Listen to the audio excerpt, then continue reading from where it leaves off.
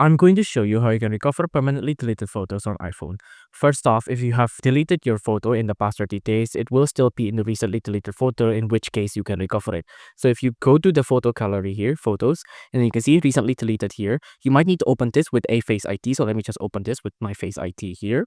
So once you have opened it, you'll see that this is what you will see, right? The recently deleted photo.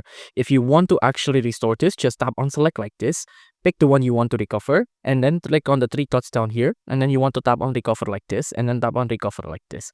And then that's it, you have recovered it. But if it's not here, I'm going to show you two more options. First off, if you go back here and then you go to your browser, you want to go to a website called iCloud.com, right? Go to iCloud.com like this. Now on here, you will need to sign in, but it will show you look like. Now once here, you can scroll down and then you can go to photos here. Now on photos, you will see all of your backed up photo. So if you accidentally deleted the photo on your local device, you can back it up on here, right? So for example, I want to back up this photo here. If I want to back this up, I just have to tap on these three dots up here and I just have to download it back to my phone. Now, if that doesn't work, we can do something else, but this is a last measure and it's a bit of a hassle as well. You can go to settings and then you can go back.